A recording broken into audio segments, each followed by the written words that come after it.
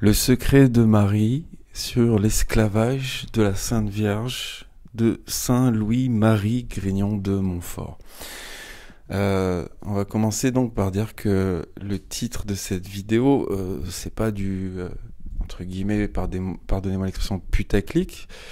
C'est le titre choisi par l'auteur lui-même, Grignon de Montfort.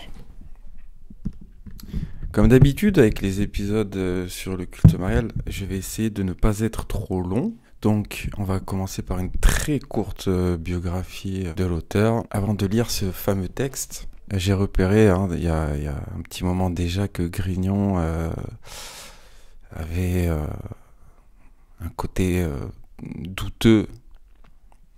Vous allez voir, pour ceux que ça intéresse, bien sûr, avec le temps, on arrive mieux à discerner dans toute cette mariologie qui se met en place sur les siècles des siècles, dès la fin du second siècle, encore une fois, on le rappelle, c'est très vieux. On arrive à discerner donc ceux qui sont sincères, et c'est le cas de tous les premiers chrétiens, qui, en quelque sorte, continuent de donner vie à des magna mater avec ce voile marial par-dessus, en attribuant à Marie des listes sans fin de propriétés divines, donc réservées au Père ou au Fils, dans le contexte du christianisme bien compris. Et on peut comprendre, parce que une religion monothéiste qui s'installe dans des pays polythéistes, qui n'ont pas bénéficié de 1000 ans de judaïsme avant pour bien comprendre la théologie monothéiste, c'est compliqué, ça pouvait absolument pas se faire sans résidus, il faut évidemment comprendre ces gens-là. J'aurais probablement été le premier à les suivre si j'avais été un chrétien à cette époque. Maintenant, justement, le recul, on l'a. On a eu accès aux textes intégraux, traduits correctement, même s'il y a toujours des petits trucs à redire selon les versions de la Bible, et aucune Bible n'est parfaite. On a maintenant pu comprendre correctement tout ça, à quel point aussi en étudiant l'histoire des religions, il y avait vraiment, comme on l'a lu dans des épisodes précédents, de forts liens entre les magna mater des religions précédentes. Mais c'était sincère, des erreurs, mais sincères. Avec le temps et à partir de la mise en place de cette kabbalisation du culte marial, à partir du XIe siècle et des Vierges Noires, c'est facile à voir que vraiment à cette période, en même temps que la Kabbale moderne est en train de naître, avec comme première base ce que les historiens appellent la Kabbale rhénane, dès le XIe, XIIe siècle, c'est facile à voir que le culte marial prend un autre tournant. On renforce la chékinisation de Marie, qui existait déjà, puisque si vous voulez, pendant la période antique, le culte marial est déjà très empreint de mystique.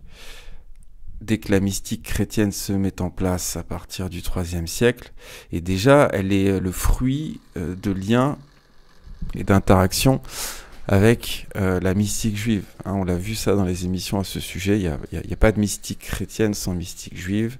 Elle va hériter la mystique chrétienne du point de vue mystique du Cantique des Cantiques que le judaïsme rabbinique qui a rejeté le Christ met en place après l'exil, après à partir de la seconde moitié du second siècle, donc on parle bien de cette forme de judaïsme qui va aussi constituer le Talmud dans la foulée. Et donc, on a toujours eu ce lien finalement, quelque part, ou presque toujours, ce lien entre le culte marial et la mystique.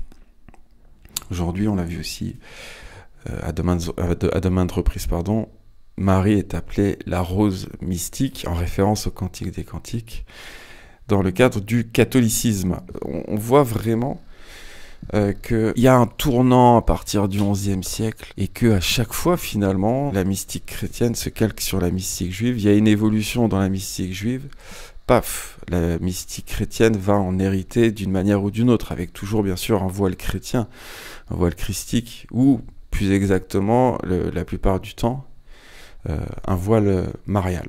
Donc on va renforcer encore plus à cette période du XIe, XIIe siècle le lien entre Marie et la femme du Cantique des Cantiques.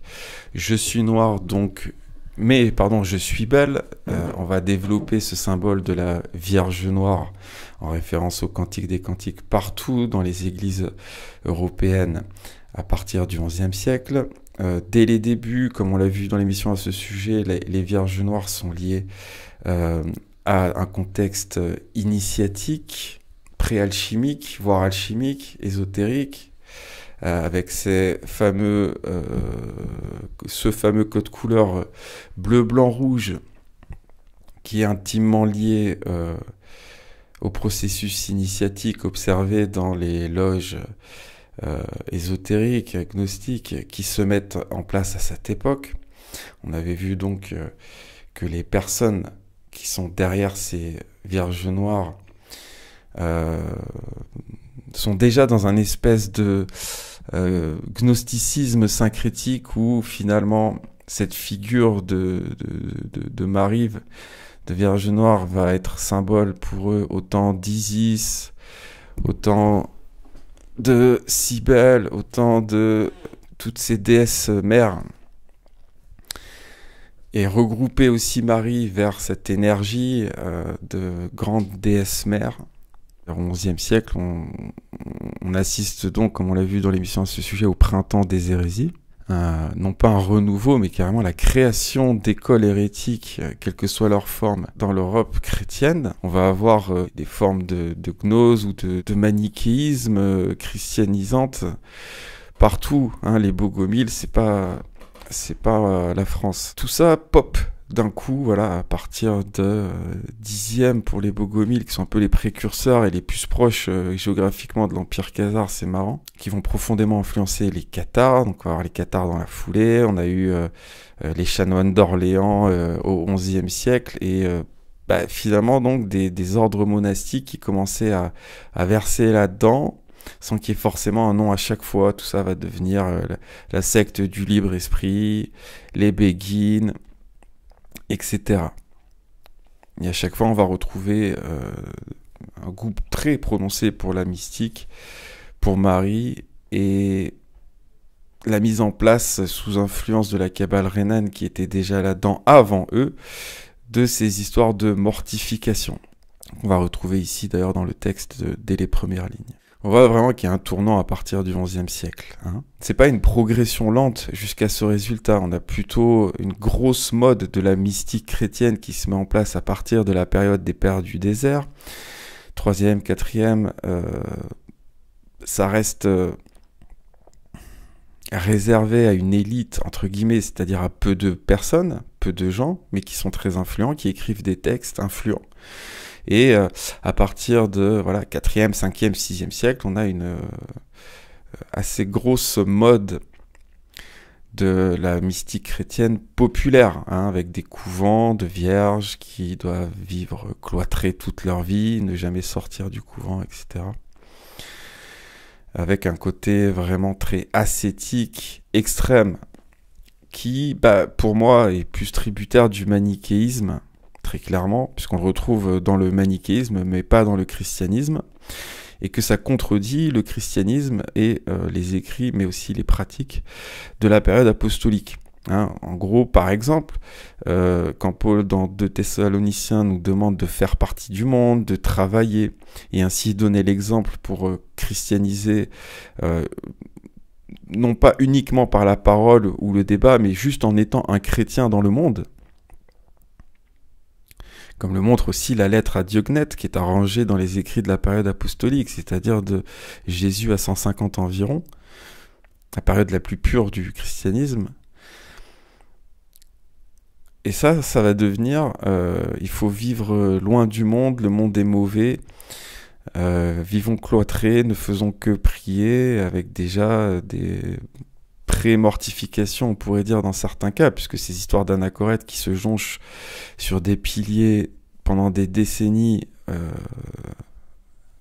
ça me semble peu raccord avec ce que nous propose le Christ. Ça ne donne pas un exemple flagrant de christianisme tel qu'il nous est proposé par Jésus et les apôtres pour moi. Il n'y a pas ça en fait dans le Nouveau Testament. Personne vous demande de vous couper du monde, on vous demande l'inverse. Tout ça donc c'est jugulé, on va mettre en place les mortifications qui prennent vraiment un tournant significatif à cette période et qui deviennent voilà, on a un côté très ascétique pendant la mystique antique chrétienne, qui est plus manichéenne encore une fois que chrétienne. Étudier le manichéisme, c'était typiquement des pratiques de manichéens, ce côté ascétique poussé dans ses derniers retranchements. Et cette ascèse extrême, cette mode de l'ascèse extrême va carrément devenir une mode de la mortification qui va gagner toute l'Europe. C'est-à-dire que dans la tête des chrétiens à l'époque, y compris des chrétiens influents, ceux qui écrivent, ceux qui expliquent, ceux qui professent le christianisme, il faut se mortifier pour être un bon chrétien, il faut se fouetter. Par exemple, donc voilà, on a ce christianisme qui se met en place, qui est un petit peu décrit vite fait dans le film, le livre, le roman de la Rose de Umberto Eco, qui est un rosicrucien, comme beaucoup d'artistes importants depuis des siècles. Je vous renvoie aux 3 émissions sur le rosicrucianisme. D'ailleurs, dans le rosicrucianisme, on va toujours retrouver les mêmes poncifs, écologie, Magna Mater qui se travestit en diverses divinités, qui se travestit aussi en Marie régulièrement, surtout dans le cadre du rosicrucianisme, comme on l'a vu dans l'épisode 3. Parce que c'est censé être chrétien à la base, le rosicrucianisme, c'est plus trop le cas à notre époque. Ça a accompagné la athéisation du monde ou laïcisation du monde avec le sens moderne du mot laïque, comme la franc-maçonnerie. Et voilà, tous ces poncifs dognostiques qu'on retrouve autant chez les pérennialistes ou chez les psychanalystes pérennialistes comme Jung, qui nous parle tout le temps de oui mais dans le christianisme c'est nul parce qu'il n'y a pas de figure de divine féminine, le Dieu c'est que le Dieu du bien, donc c'est incomplet, il faut normalement du bon et du mauvais, ou des dieux bons d'un côté et des dieux mauvais de l'autre. On avait vu ça dans l'émission sur Jung, on nous expliquait texto ça, au final, en bout de course, ça veut dire il faut accepter les ténèbres et la lumière, dans cette optique très psychanalytique aussi, mais qui n'est que finalement, encore une fois, un repompage avec des mots pseudo-scientifiques de ce que les païens ont cru pendant des dizaines de millénaires, en fait, c'est tout, quoi. Un système où il y a un bon mauvais, un dieu bon, des dieux mauvais, des dieux bons, qui coexistent et cohabitent, qui va durer jusqu'au zoroastrisme, où là, on a carrément un dieu qui est à la fois bon et mauvais, qui est une religion très évoluée, c'est le dernier stade avant le monothéisme juif, donc il y a beaucoup d'avancées importantes dans le zoroastrisme, comme l'interdiction de la magie, des siècles et des siècles avant que les Romains n'interdisent la sorcellerie et non pas toute forme de magie au 5e siècle avant Jésus-Christ. Et d'ailleurs, ça me permet de dire ici que les prêtres zoroastriens étaient des mages. On appelle ça mages, mais c'est pas des magiciens. La magie est explicitement interdite dans le zoroastrisme, en fait. Donc un mage, en tout cas un mage perse, un mage zoroastrien, ça n'est pas un magicien. D'accord ? Dans les rois mages, il n'y a pas de magie, je sais pas quoi. C'est juste un synonyme de prêtre, tout simplement. Il va y avoir un glissement du mot magus en Grèce qui va le faire devenir synonyme de sorcier en fait, mais c'est pas du tout dans la religion zoroastrienne. Par contre, il y a ce côté initiatique un petit peu, on pourrait dire, il y a ce côté ésotérique, il y a ce côté mystique dans le zoroastrisme. On va revenir sur Grignan. On va faire 2-3 lignes sur lui avant de lire le texte.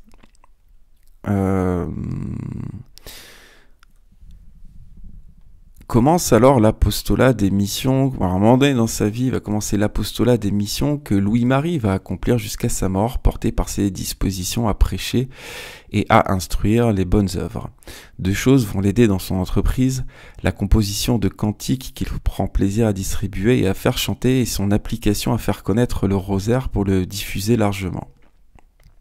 Il est le fondateur. Alors déjà, c'est vrai que les apôtres du rosaire, je commence déjà à me méfier sérieusement, même s'il y a bien sûr des milliers, des millions même de chrétiens sincères, de catholiques sincères qui préconisent la pratique du rosaire. J'en lis tous les jours sur les réseaux. Quand on est en face d'un militant très zélé à une époque où finalement le rosaire existe depuis quelques siècles à peine, on vous fait croire que c'est 13e, 14e et c'est 15e. On fera une émission sur le rosaire en entier. Il y a beaucoup de mensonges sur ce contexte de naissance, avec des histoires d'apparition pour le valider qui n'ont jamais eu lieu, évidemment. Des légendes qui popent des décennies, voire des siècles après la vie des personnes, du jour au lendemain, comme cette histoire on l'avait vu dans l'émission avec Pierre, avec Céphas. Cette histoire de lys qui est donnée à Clovis, ça n'existe pas, hein, c'est une légende du 12e, 13e siècle. Les gens qui font partie du système, c'est-à-dire qu'on un grand nom en fait, qui perce à l'époque moderne, il faut toujours s'en méfier.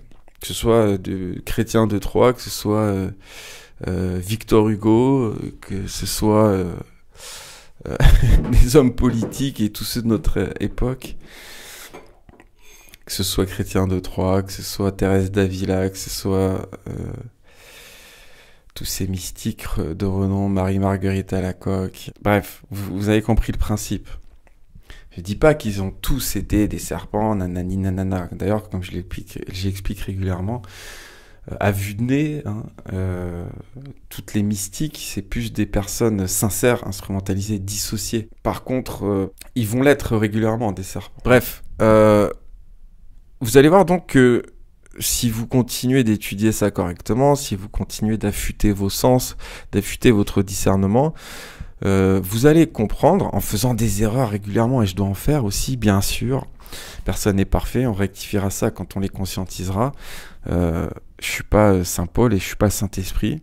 Vous allez affûter votre sens, vous allez vraiment vous rendre compte en étudiant la vie et les propos de ces gens-là. Oui, mais là, mais c'est trop gros, là. C'est trop gros, c'est pas possible.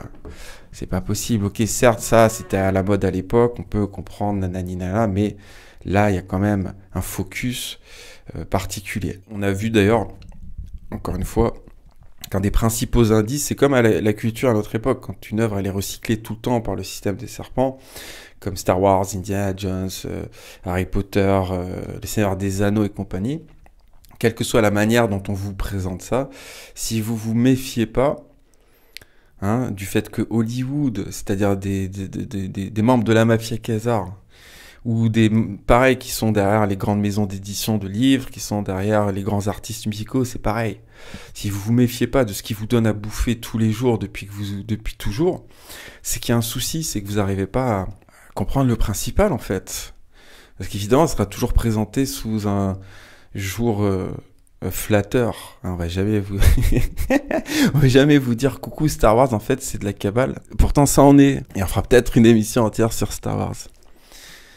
Coucou Indiana Jones, c'est du putain de pérennialisme. Ça, on va jamais vous le dire. On va jamais vous expliquer d'ailleurs dans un film le vrai problème du pérennialisme, que son essence même est antichrétienne. Anacalypsis de Higgins, 1833, naissance du pérennialisme. Un livre posthume en plus, qu'il a vraiment écrit ce bouquin, peu importe, j'ai envie de dire. On va jamais vous faire un film, un documentaire ou un bouquin qui va percer sur le noachisme. Ça, le truc existe depuis 2000 ans, le truc existe depuis le Talmud, conditionne toute la géopolitique mondiale depuis que ils peuvent se permettre, ces gens-là, de conditionner la géopolitique mondiale, c'est-à-dire depuis 2-3 siècles.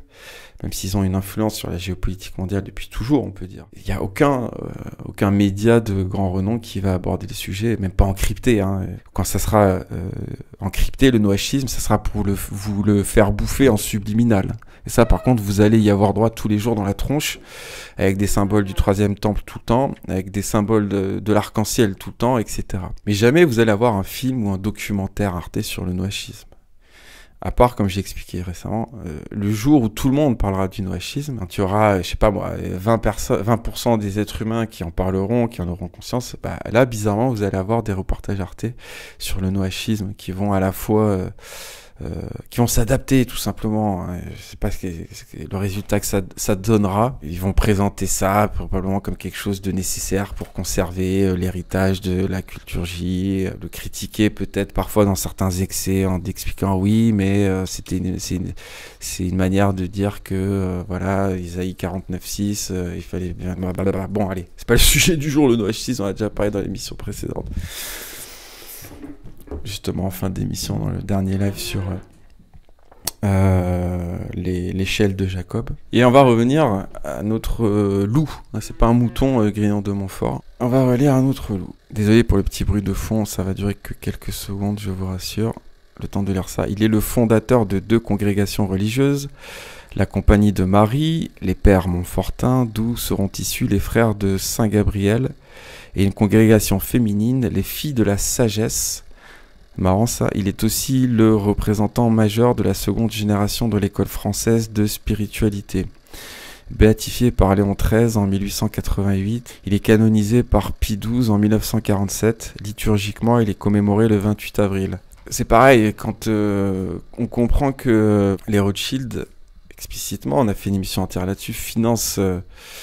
l'église de Vatican, au moins depuis 1832, on est obligé de commencer à se poser de sérieuses questions sur ce que fait l'église catholique à partir de ce moment-là. Qui pilote vraiment l'église catholique à partir du moment où la famille Rothschild lui verse l'équivalent de 4,5 milliards de dollars. Donc tous les saints, il y a probablement des saints justes qui ont été canonisés ces 2 derniers siècles, évidemment, mais...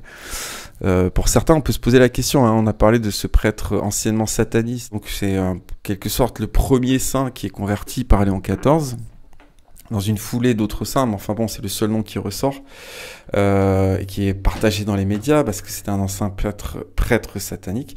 Qui était-il vraiment? C'était l'apôtre du rosaire, il a passé sa vie à prêcher le rosaire, c'est quand même marrant. Donc premier pape canonisé par Léon XIV égale rosaire, ancien sataniste en plus, pour moi il est resté toute sa vie, je vous le dis tout de suite. Quel est le dernier saint, un des derniers saints canonisés par Bergoglio, un saint italien, très jeune, mort d'une maladie très jeune, alors lui c'est 0% un serpent, c'est un catholique sincère, évidemment, paix à son âme, et qui est réputé, connu, son attribution principale, c'est qu'il a mis en place un rosaire virtuel. Donc, dernier pape canonisé Bergoglio égale rosaire. Premier pape canonisé Léon XIV, rosaire. Voilà, et le rosaire, c'est un indice énorme. Voilà, encore une fois, il y a plein de chrétiens sincères qui pratiquent, catholiques, c'est que chez les catholiques qui pratiquent le rosaire. On avait parlé aussi, c'était intéressant, Elvis Presley, soi-disant protestant, la seule chanson...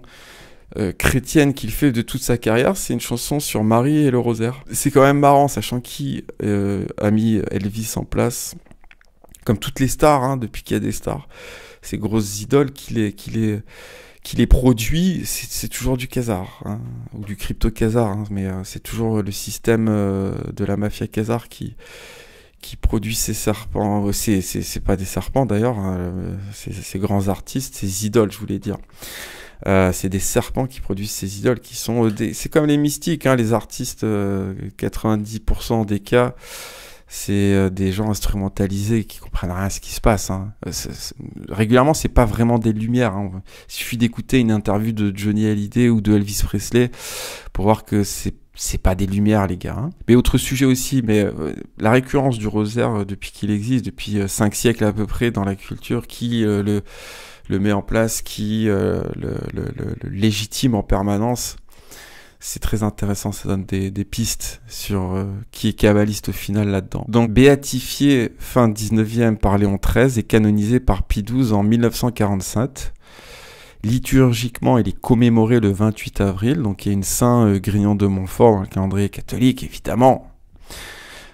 Alors ça, c'est une phrase que j'ai beaucoup aimé lire sur le Wikipédia, qui m'a bien fait rire jaune. Parfois taxé à tort de mariolâtrie, Louis-Marie Grignon de Montfort donne toujours la priorité à Jésus-Christ au centre de sa foi, Marie étant le chemin privilégié pour y accéder. Bon, on connaît la chanson, hein. On commence à connaître la chanson. Eh bien, je vais vous laisser juger, puisqu'on va dès à présent lire le texte. Alors, le secret de Marie sur l'esclavage de la Sainte Vierge de Saint Louis-Marie Grignon de Montfort. Le secret de Marie. Allez, déjà poubelle, il n'y a pas de secret dans le christianisme. Ça commence mal. Introduction. Âme prédestinée. Voici un secret que le Très-Haut m'a appris et que je n'ai pu trouver en aucun livre ancien ni nouveau.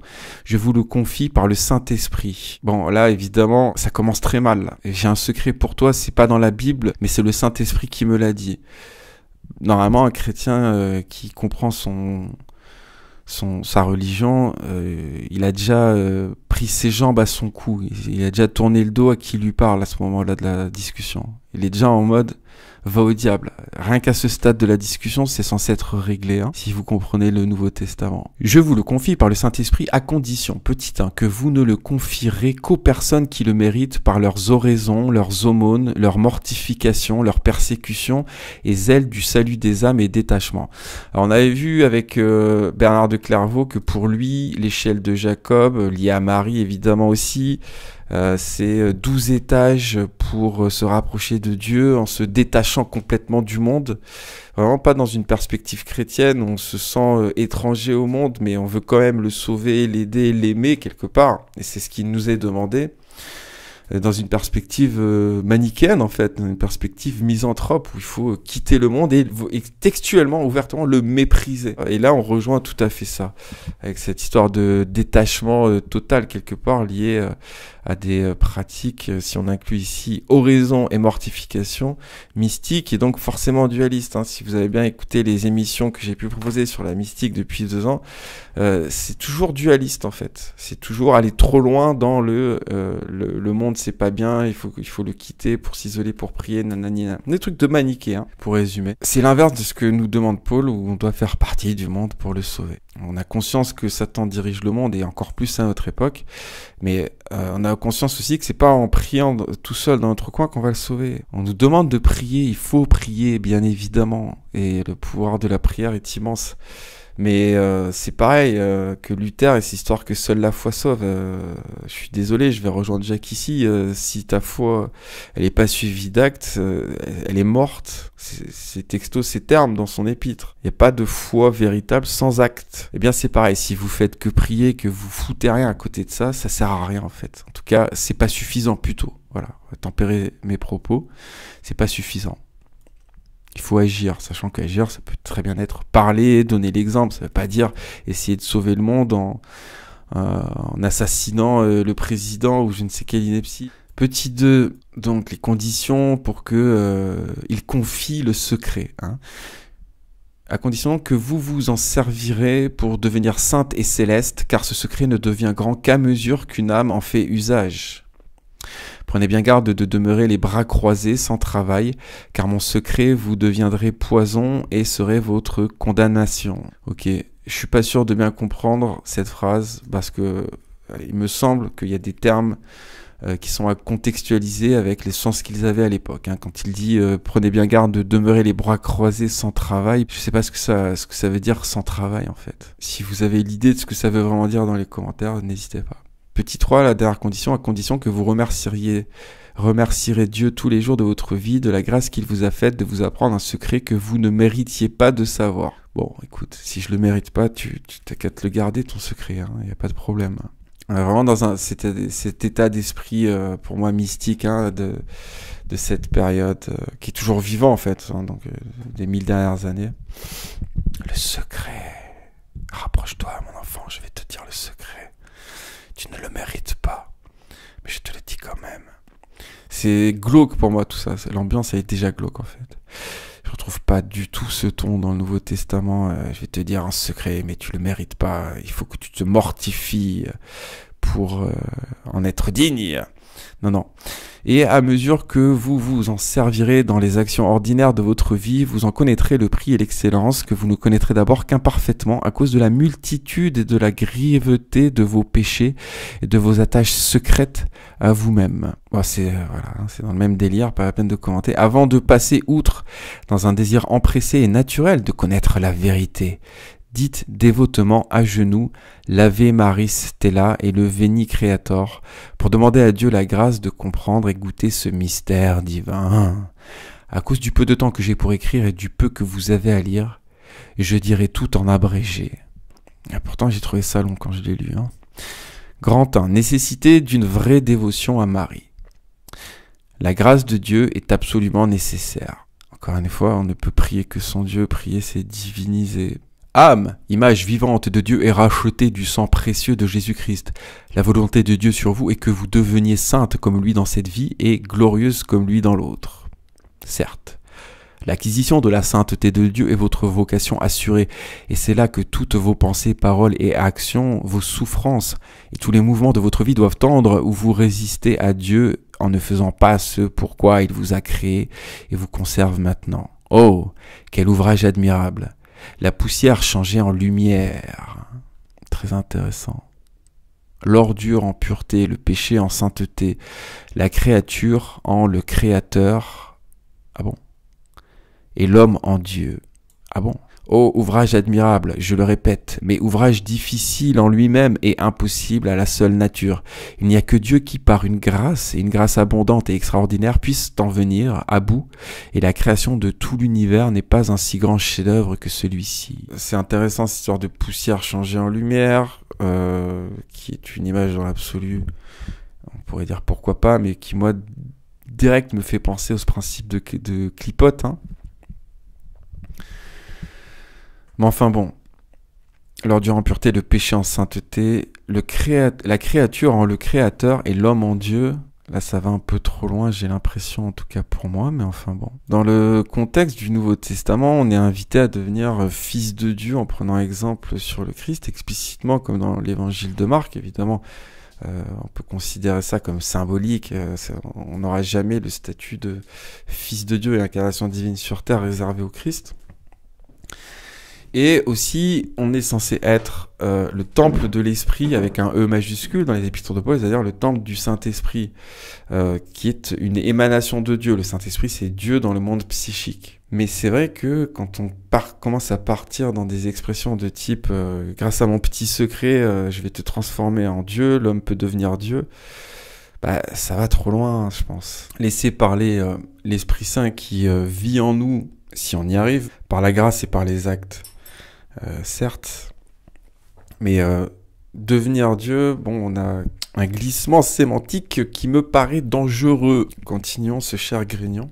Ah oui, je voulais juste voir un truc avant de poursuivre. Louise-Marie Grignon de Montfort est née en 1673, donc à la fin du XVIIe siècle.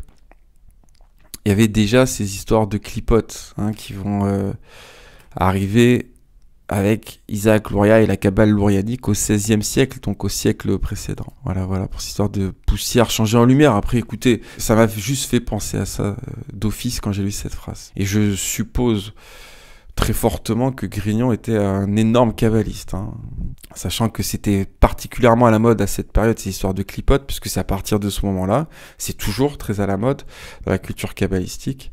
Bon, on peut tout à fait présumer qu'il avait ça en tête quand il exprime cette expression. C'est quand même, déjà, avec cette introduction lue, c'est quand même vraiment un ton, des mots choisis, c'est vraiment essayer de comparer avec le Nouveau Testament. Pourtant, ça va régulièrement reprendre des termes. On va voir plus tard, il va nous parler d'arbre de vie, qui est une expression qu'on trouve dans l'Apocalypse, qui est un petit peu l'arbre auquel ont droit les chrétiens qui vont au paradis dans l'Apocalypse. Mais vraiment, il va nourrir ça avec des tournures, on pourrait presque dire ici romantiques, solennelles, mais sombres, en fait. C'est sombre, ça parle de secret, ça parle de mortification, Bon, voilà, c'est quand même assez particulier, hein.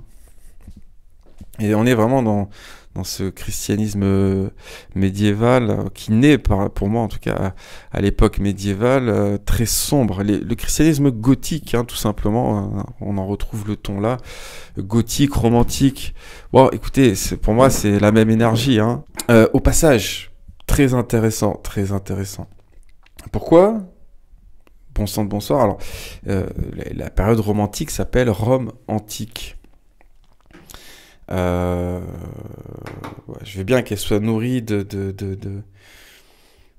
paganisme, ça c'est sûr, mais pas uniquement, hein. Je veux dire, les énergies de mort de partout, c'est pas propre à la religion romaine non plus, hein. C'est très caractéristique de cette période du romantisme. C'est ce qui définit, hein, quand vous parlez de romantisme à quelqu'un, la première chose à laquelle il pense, c'est pas Jules César ou Athéna, hein, c'est Rimbaud, c'est Baudelaire, c'est Caspar von Friedrich, c'est la désolation, c'est les paysages d'hiver en Allemagne, c'est les vanités, les images et les symboles de la mort dans l'art pictural. C'est la mort, hein, le symbolisme, c'est la glorification de la mort, c'est l'amour qui finit mal, c'est tout ça, hein, dans l'inconscient collectif, le romantisme.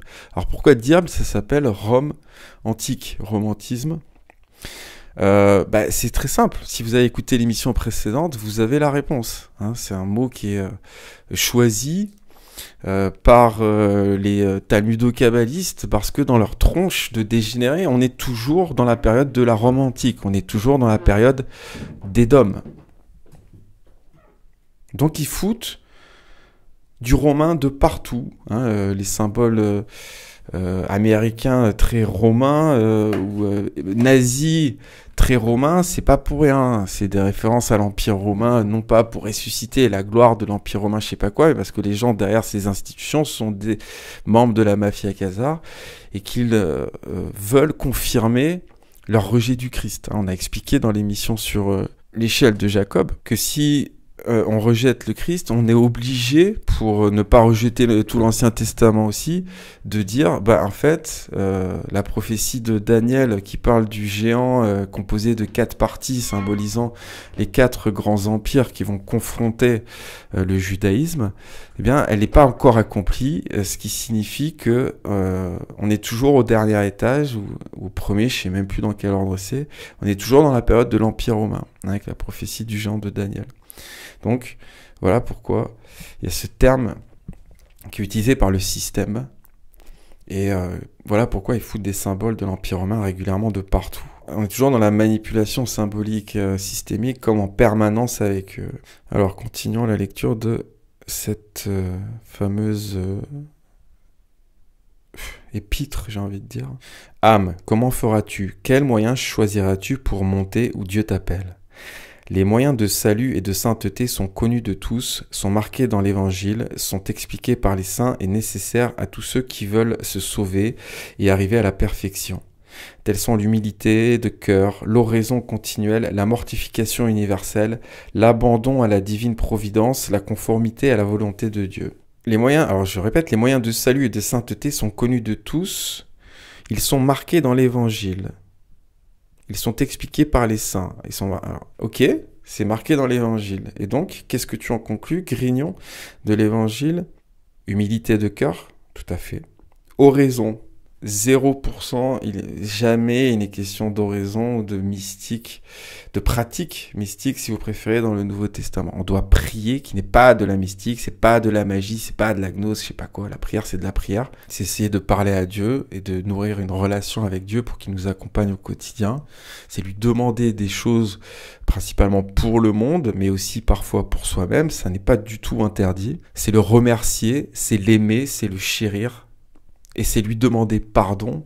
C'est ça la prière. À aucun moment donné dans le Nouveau Testament, lisez-le avant d'en parler, en entier s'il vous plaît, on demande, prie pour vivre une extase mystique, c'est-à-dire l'oraison. Donc, Grignon, tu mens. Il n'y a pas d'oraison dans le Nouveau Testament. Et en plus, là, il nous parle d'oraison continuelle. Mais si vous savez pas faire la différence entre une prière et de l'oraison, il y a vraiment un énorme problème. Je comprends qu'on le fasse pas, puisque on est baladé à notre époque. On est baladé. Là, on est vraiment à cette mode où si vous écoutez 90% des chaînes de spiritualité qui sont pas catholiques, protestantes, donc des chaînes qui vont partager des propos d'institutions religieuses, vous allez avoir de la gnose et de la mystique tout le temps. Mais pas que dans le cadre du christianisme. Hein. Dans toutes les formes de spiritualité contemporaine, on va vous demander à la fin de la méditation mystique avec des différents termes, et ça sera toujours considéré comme le top du top du top du top, hein, comme c'est exactement le cas dans les loges maçonnes, hein, et dans l'alchimie et compagnie, la pierre philosophale et compagnie, c'est toujours la même chose.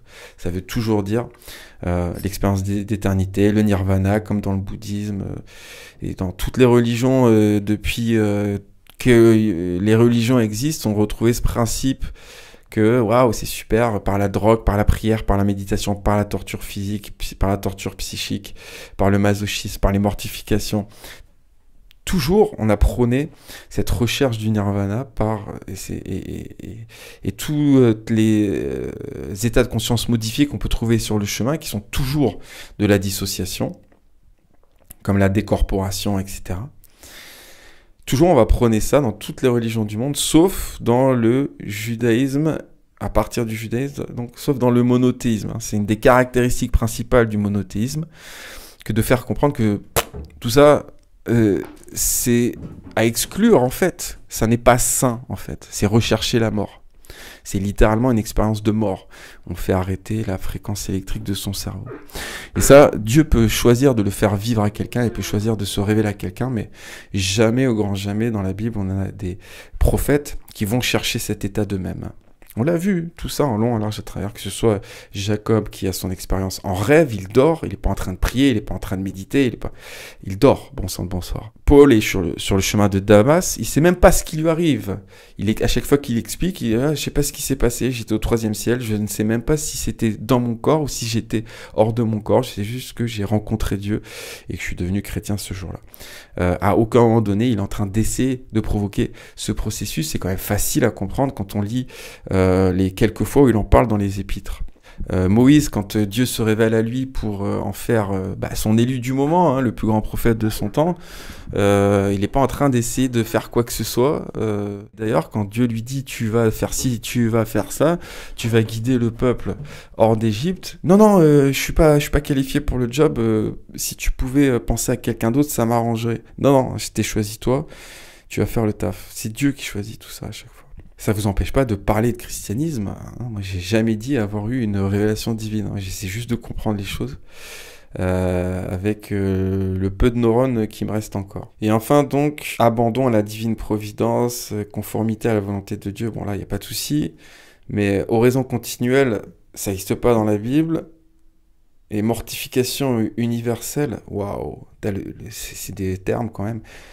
Dans la Bible, est-ce qu'il y a quelque chose qui vous amène à la mortification universelle, hein, sachant que la mortification, c'est quand on se fait subir des sévices corporels, physiques ou psychiques. Il y a des gens qui sont contents de mourir pour le Christ, certes.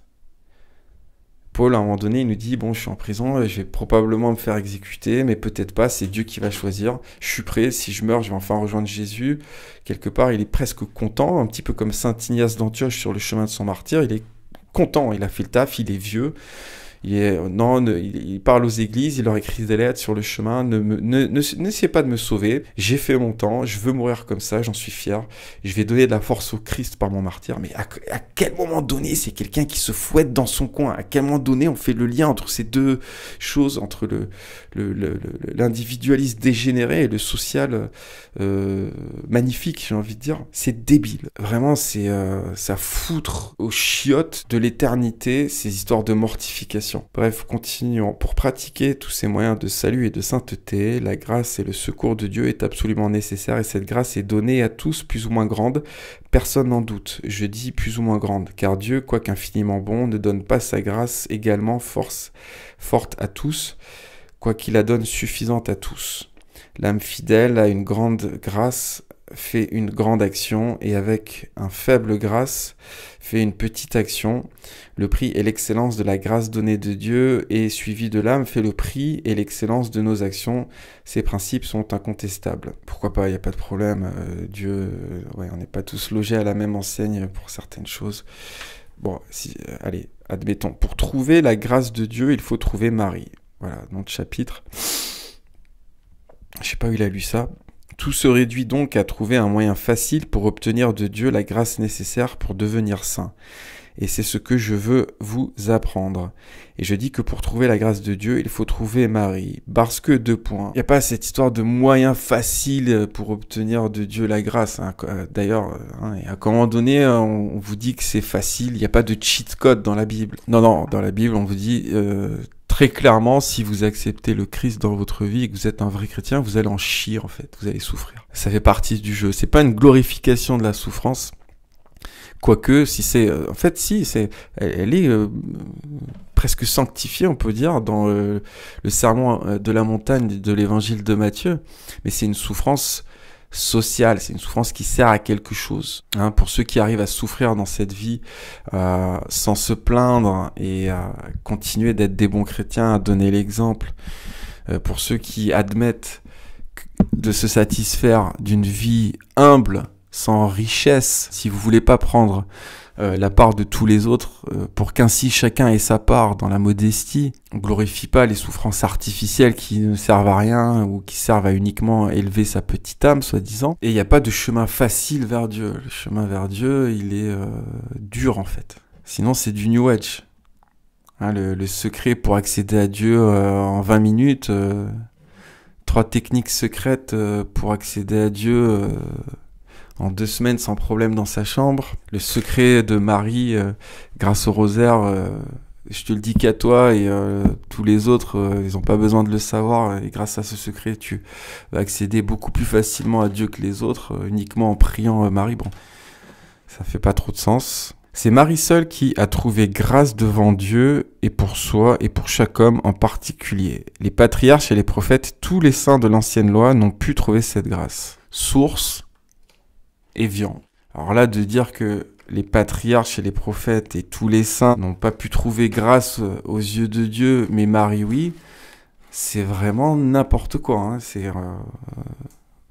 On pourrait donner des exemples à l'appel, où très clairement on voit que la grâce est accordée aux grands prophètes.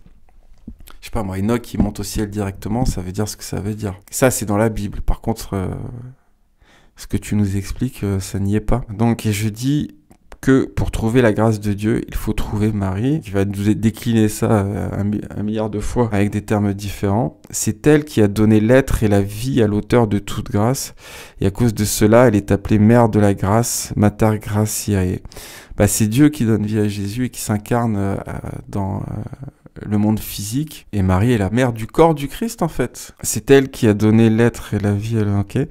Dieu, le Père, de qui tout don parfait et toute grâce descend comme de sa source essentielle, en lui donnant son Fils, lui a donné toutes ces grâces, en sorte que, comme dit saint Bernard, la volonté de Dieu lui est donnée en lui et avec lui. Alors oui, pour les attributions divines au Christ, certes, mais marrant de voir que, comme d'habitude, les serpents se citent eux-mêmes, se donnent de la force entre eux-mêmes, au travers des siècles, comme ici il le fait avec Bernard de Clairvaux. Ça aussi c'est un indice, Qui cite qui, pourquoi, comment, dans quel cadre, quelles sont les personnalités les plus mises en avant par le système des serpents, tout simplement, comme d'habitude. Dieu l'a choisi pour la trésorière, l'économie et la dispensatrice de toutes ses grâces. Propriété divine normalement attribuée uniquement au Christ, ici complètement usurpée, non pas par Marie, parce que Marie... quand on comprend bien, on lui attribue pas tout ça, mais par la vision catholique de Marie, du culte marial. Et tous ces dons passent par ses mains. Le catholicisme ne fait que contredire un Timothée 2,5 depuis 1800 ans, c'est pas compliqué. Il n'y a qu'un seul intermédiaire possible vers Dieu et c'est Jésus-Christ. Et là, on nous dit que l'intermédiaire ultime de Dieu, c'est Marie, un texto, quoi. Dieu l'a choisi pour la trésorière, l'économe et la dispensatrice de toutes ses grâces. S'il y avait écrit ça dans la Bible, à un moment donné, on pourrait se dire, ok, mais ça ferait pas de sens, parce que ça casserait toute la théologie chrétienne, hein. C'est pas pour rien que ça n'y est pas. Mais voilà, c'est quand même marrant de trouver des affirmations pseudo basées sur la Bible, sachant qu'il n'y a rien de tout ça dans le Nouveau Testament. En sorte que toutes ces grâces et tous ces dons passent par ses mains. Tous les dons de Dieu transitent par Marie, source... Rien du tout.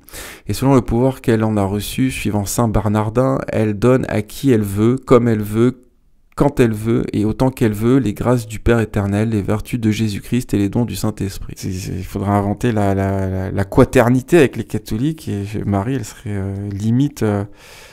assise au-dessus du père, hein, ce stade. Comme dans l'ordre naturel, il faut qu'un enfant ait un père et une mère, de même dans l'ordre de la grâce, il faut qu'un vrai enfant de l'Église ait Dieu pour père et Marie pour mère. Vous voyez qu'on crée vraiment une parèdre avec Marie, hein, c'est explicite là. On crée la femme de Dieu avec Marie. C'est pas parce que c'est Marie qui engendre grâce à Dieu de Jésus-Christ que ça en fait la femme de Dieu. C'est pas une parèdre, Marie. Bon sang de bonsoir. Je comprends que ce soit compliqué quand on connaît pas la théologie, quand on découvre tout ça, quand on commence. Je comprends, franchement. Si j'étais moi-même d'il y a 5 ans que j'écoutais cette chaîne, j'aurais quitté la chaîne depuis 10 minutes. Non pas parce que je serais pas d'accord, mais parce que je m'en serais fichu et que ça m'intéressait pas tout ce genre de, entre guillemets, de détails, mais c'est des détails qui conditionnent l'humanité de manière... colossal. Et ça, j'ai bien compris ces dernières années, justement. Hein, j'étais bête et aveugle avant, que Dieu me pardonne d'ailleurs. Donc il faut qu'un vrai enfant de l'Église ait Dieu pour père et Marie pour mère, et s'il se glorifie d'avoir Dieu pour père, n'ayant point la tendresse d'un vrai enfant pour Marie, c'est un trompeur qui n'a que le démon pour père. Donc si tu ne valides pas mes propos qui n'ont nulle source biblique de considérer Marie comme une parèdre et la femme de Dieu, qui vit éternellement aux côtés de Dieu et une mère de tous les chrétiens, bah, pourquoi pas symboliquement, il n'y a pas de problème finalement, mais là on voit très bien en substance que ça nous dit si tu valides pas le culte marial et la divinisation, je suis désolé, hein, de Marie, t'es un fils de Satan, carrément. Donc pour Grignon de Montfort, ce chien des enfers, tous les premiers chrétiens, y compris Jésus, hein, Paul, Pierre, Jacques, 150 ans de christianisme apostolique, qui n'utilisait pas le culte de Marie pour faire vivre la Magna Mater, bah, c'était des trompeurs qui avaient le démon pour père. Je suis désolé, puisque le culte marial n'existe pas dans la chrétienté du 1er siècle. Vu la phrase que Grignon vient de nous proposer, pour lui, la période apostolique est une période qui avait le démon pour père. Parce que explicitement dans leurs propos, elle se glorifiait d'avoir Dieu pour père uniquement et de n'utiliser uniquement que le nom du Christ pour se sauver. Acte 4, 11, 12. Puisque Marie a formé le chef des prédestinés, qui est Jésus-Christ, c'est à elle aussi de former les membres de ce chef, qui sont les vrais chrétiens. Donc t'es pas un vrai chrétien si t'es pas formé par Marie. Source Wallou. Car une mère ne forme pas le chef sans les membres, ni les membres sans le chef. Quiconque donc veut être un membre de Jésus-Christ, plein de grâce et de vérité, doit être formé en Marie par le moyen de la grâce de Jésus-Christ qui réside en elle en plénitude, pour être communiqué en plénitude aux vrais membres de Jésus-Christ et à ses vrais enfants. Bon, t'es pas un vrai chrétien si tu divines pas Marie, je crois qu'il va nous le dire avec des mots différents pendant toute l'épître. Et comme d'habitude, on vole des propriétés qui sont explicitement réservées au Christ pour les attribuer à Marie ici. Le Saint-Esprit ayant épousé Marie, non. Marie, elle est la femme de Joseph, en fait. Je sais pas si ces gens-là ont lu la Bible. En fait, ils l'ont lu, mais ils sont dans une entreprise de déchristianisation et de mariolâtrisation du catholicisme depuis 1000 ans. Marie, dans le Nouveau Testament, c'est l'épouse de Joseph. C'est pas l'épouse de Dieu. Elle est la mère de Jésus-Christ par opération du Saint-Esprit. Mais c'est pas l'épouse du Saint-Esprit, en fait. C'est l'épouse de Joseph. C'est une humaine qui est épouse d'un humain. Le Saint-Esprit ayant épousé Marie... Vous comprenez pas ça, ce putain de principe ultra simple. Je suis désolé de m'énerver, mais vous comprenez pas que si vous faites de Marie une déesse, il n'y a plus de christianisme, il n'y a plus... Jésus, c'était aussi un homme. Il n'y a plus rien qui est valide dans le christianisme.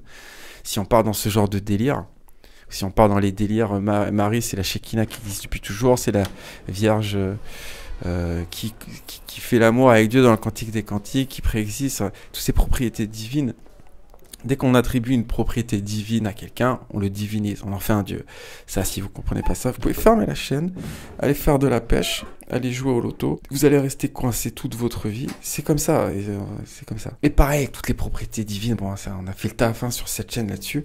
Si on casse le caractère purement humain, bon sang de bonsoir de Marie, il n'y a plus de christianisme. C'est plus du christianisme valide. On n'a plus un homme et un dieu. On a un dieu et un dieu. Ça casse la Trinité, ça casse l'incarnation, ça casse tout en fait. Allez, on va se calmer. Ce chef-d'œuvre, le Saint-Esprit ayant épousé Marie, ayant produit en elle et par elle et d'elle Jésus-Christ, ayant produit en elle et par elle, mais non, c'est Dieu qui produit en elle Jésus-Christ. C'est pas par elle, c'est à travers elle. Ça veut pas dire la même chose. C'est l'instrument, c'est pas le créateur, Marie, bon sang de bonsoir. C'est le réceptacle.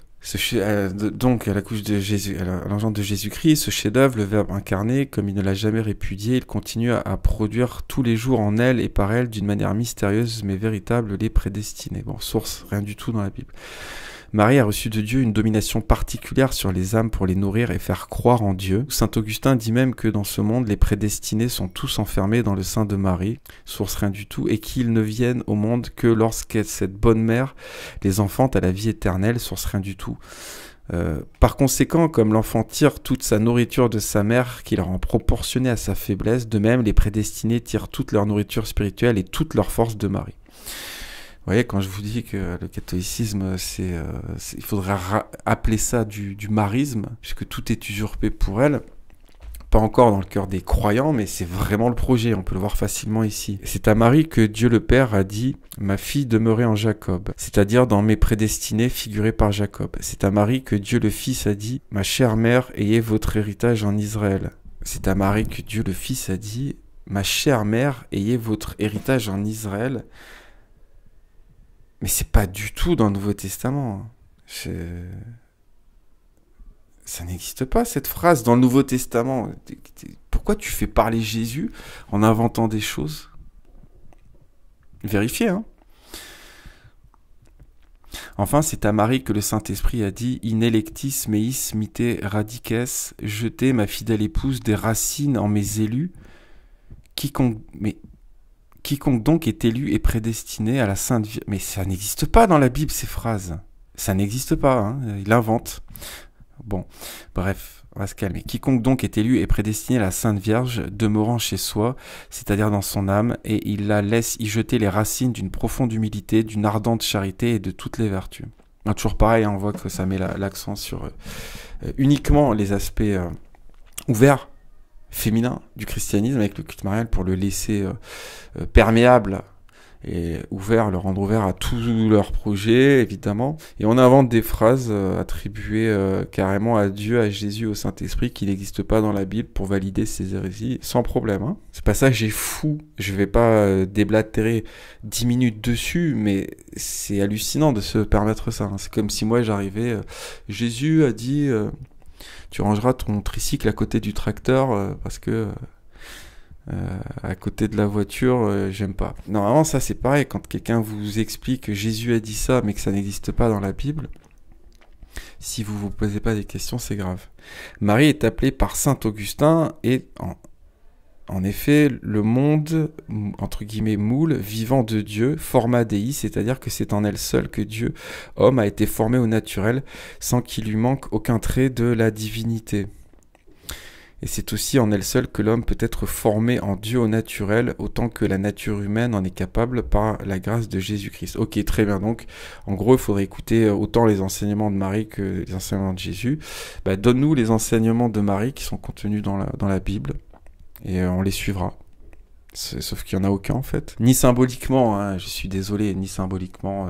On a vu tout ça, les noces de Cana et la crucifixion où Jean est confié ou plutôt Marie est confiée à Jean. On a expliqué tout ça déjà. Un sculpteur peut faire une figure ou un portrait au naturel de deux manières. Un, se servant de son industrie, de sa force, de sa science et de la bonté de ses instruments pour faire cette figure en une matière dure et informe. Deux, il peut la jeter en moule. La première est longue et difficile et sujette à beaucoup d'accidents. Il ne faut souvent qu'un coup de ciseau ou de marteau donné mal à propos pour gâter tout l'ouvrage. La seconde est prompte, facile et douce, presque sans peine et sans coûtage. Ah ouais, l'accouchement c'est sans peine, pourvu que le moule soit parfait et qu'il représente au naturel. Pourvu que la matière dont il se sert soit bien malléable, ne résistant aucunement à sa main. Fin du point, ok. Ça veut rien dire. C'est comme si Dieu pouvait se tromper dans le cadre de son premier point. Ouais, il a choisi Marie parce que s'il avait fait ça ex nihilo, il se serait trompé. Mais ça veut rien dire. Dieu, il a créé l'univers ex nihilo. Enfin bon, allez, c'est débile. Là, explicitement, Marie est parfaite. C'est pas pour ça qu'elle est choisie, Marie. La perfection, encore une fois, c'est un attribut divin. Hein? Si c'est parfait, c'est Dieu. C'est pas compliqué à comprendre ça. Dès l'instant où c'est imparfait, c'est plus Dieu. Et là, textuellement, qu'est-ce qu'on a ? Pourvu que le moule soit parfait. Bref, Marie est le grand moule de Dieu fait par le Saint-Esprit pour former au naturel un homme-dieu par l'union hypostatique et pour former un homme-dieu par la grâce. Il ne manque à ce moule aucun trait de la divinité. Quiconque y est jeté et se laisse manier aussi y reçoit tous les traits de Jésus-Christ, vrai Dieu, d'une manière douce et proportionnée à la faiblesse humaine. Sans beaucoup d'agonie et de travaux, d'une manière sûre, sans crainte d'illusion, car le démon n'a point eu et n'aura jamais d'accès en Marie, sainte et immaculée, sans ombre de la moindre tache de péché. On fera une émission sur l'Immaculée Conception un jour. Là-dessus, il n'y a pas grand-chose à dire qui n'ait pas déjà été dit au préalable, hein, si vous voulez, aujourd'hui. En tout cas, gloire à Marie, hein, mère de notre Messie. Il faut bien faire la part des choses et bien comprendre qu'on critique le culte marial et non pas évidemment Marie. Ô chère âme, qu'il y a de différence entre une âme formée en Jésus-Christ par les voies ordinaires de ceux qui, comme les sculpteurs, se fient en leur savoir-faire et s'appuient sur leur industrie, et entre une âme bien maniable, bien déliée, bien fondue, et qui, sans aucun appui sur elle-même, se jette en Marie et s'y laisse manier par l'opération du Saint-Esprit. Parle-t-il ici des protestants ? En gros, il y a les chrétiens ordinaires qui s'en réfèrent uniquement, on va dire, au Christ, et ceux qui s'en réfèrent à Marie, qui sont des chrétiens plus. Hein. C'est explicite ici, hein. Je vais pas la relire, la phrase. Qu'il y a de tâches, qu'il y a de défauts, qu'il y a de ténèbres, qu'il y a d'illusions, qu'il y a de naturel, qu'il y a d'humain dans la première âme, et que la seconde est pure, divine et semblable à Jésus-Christ. C'est une dinguerie. Si tu t'en réfères, comme il nous est demandé par nos prophètes, et comme le faisaient tous les chrétiens de la période apostolique, uniquement à Jésus-Christ, pour Grignon de Montfort, tu es empreint de tâches, de défauts, de ténèbres, d'illusions. Par contre, si tu te réfères à Marie, tu es pur, divin et semblable à Jésus-Christ. Béatifié par Léon XIII, canonisé par Pie XII ou l'inverse, on s'en fout, j'ai la flemme de vérifier. Et complètement utilisé dans son catéchisme pendant toute sa carrière par Jean-Paul II, c'est pas pour rien. Hein. Si l'église kabbalisée utilise Grignon de Montfort, c'est parce que c'était un kabbaliste. Les chrétiens qui se réfèrent au Christ sont des fils de Satan. Par contre, si tu inclus Marie comme une déesse ou comme un intermédiaire en remplacement du Christ, je suis désolé, c'est soit l'un soit l'autre. T'es un vrai chrétien. Source, la Kabbale. Il n'y a point et il n'y aura jamais créature où Dieu soit plus grand hors de lui-même et en lui-même que dans la divine Marie. La divine Marie, c'est explicite. Sans exception, ni des bienheureux, ni des chérubins, ni des plus hauts séraphins dans le paradis même. Marie, alors le seul homme, et aussi Dieu qui est au-dessus des anges, c'est Jésus-Christ. Là, texto, on a la divine Marie, qui est soi-disant au-dessus des chérubins, au-dessus des séraphins. On a vu dans d'autres émissions du culte marial qu'elle est aussi au-dessus des patriarches. C'est la sagesse qui enseigne déjà les patriarches dans la bouche de certains catholiques. Enfin bon, c'est n'importe quoi, mais bon, en tout cas, on retient ce terme que dans la divine Marie, mais on divinise pas Marie, les catholiques. Et ben, pourtant, une des bases de ton catéchisme, c'est-à-dire Grillon de Montfort, divinise explicitement Marie. C'est sous mes yeux actuellement. Marie est le paradis de Dieu et son monde ineffable, où le Fils de Dieu est entré pour y opérer des merveilles, pour le garder et s'y complaire. Il a fait un monde pour l'homme voyageur, et c'est celui-ci. Il a fait un monde pour l'homme bienheureux, et c'est le paradis. Mais il en a fait un autre pour lui, auquel il a donné le nom de Marie. Ah ouais, donc là, Marie, c'est le paradis de Dieu carrément. Hein. Monde inconnu presque à tous les mortels ici-bas et incompréhensible à tous les anges et les bienheureux, là-haut dans le ciel, qui, dans l'admiration de voir Dieu si relevé et si reculé de tous, si séparé et si caché dans son monde, la divine Marie s'écrie jour et nuit, Saint, Saint, Saint. C'est une dinguerie. Même plus commenter. Heureuse et 1000 fois heureuse est l'âme ici-bas à qui le Saint-Esprit révèle le secret de Marie pour le connaître. Il n'y a pas de secret de Marie. Et qui il ouvre ce jardin clos pour y entrer, et cette fontaine scellée pour y puiser et boire à l'entrée les eaux vives de la grâce. Cette âme ne trouvera que Dieu seul, sans créature dans cette aimable créature, mais Dieu en même temps infiniment saint et relevé, infiniment condescendant et proportionné à sa faiblesse. Puisque Dieu est partout, on peut le trouver partout, jusque dans les enfers. Ah bon. Mais il n'y a point de lieu où la créature puisse le trouver plus proche d'elle et plus proportionné à sa faiblesse qu'en Marie, puisque c'est pour cet effet qu'il y est descendu.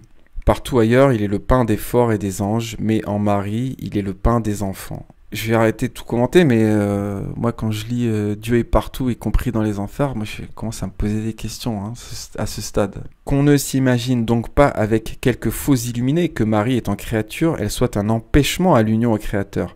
Ce n'est plus Marie qui vit, c'est Jésus-Christ seul, c'est Dieu seul qui vit en elle. Sa transformation en Dieu surpasse plus celle de Saint Paul et des autres saints, que le ciel ne surpasse la terre en élévation. Marie s'est transformée en Dieu. Marie n'est faite que pour Dieu, et tant s'en faut qu'elle arrête une âme à elle-même, qu'au contraire elle la jette en Dieu et l'unit à lui avec d'autant plus de perfection que l'âme s'unit davantage à elle. Marie est l'écho admirable de Dieu qui ne répond que Dieu lorsqu'on lui crie. Marie qui ne glorifie que Dieu lorsqu'avec Sainte Élisabeth on l'appelle bienheureuse. C'est mal écrit, enfin c'est écrit avec des tournures un peu de l'époque, hein. Donc si ça sonne bizarre à votre oreille, c'est pas ma faute. Si les faux illuminés qui ont été si misérablement abusés par le démon jusque dans l'oraison avaient su trouver Marie, et par Marie Jésus et par Jésus Dieu, ils n'auraient pas fait de si terribles chutes. Ah bon ? Quand on a une fois trouvé Marie et par Marie Jésus et par Jésus Dieu le Père, on a trouvé tout bien, disent les saintes âmes. Inventa, etc. C'est un nom propre. Qui dit tout n'accepte rien. Toute grâce, qui dit tout n'accepte rien. Toute grâce et toute amitié auprès de Dieu. Toute sûreté contre les ennemis de Dieu. Toute vérité contre le mensonge. Toute facilité et toute victoire contre les difficultés du salut. Toute douceur et toute joie dans les amertumes de la vie. Ce n'est pas que celui qui a trouvé Marie par une vraie dévotion soit exempt de croix et de souffrance, tant s'en faut. Il en est plus assailli qu'aucun autre, parce que Marie, étant la mère des vivants, donne à tous ses enfants des morceaux de l'arbre de vie, qui est la croix de Jésus.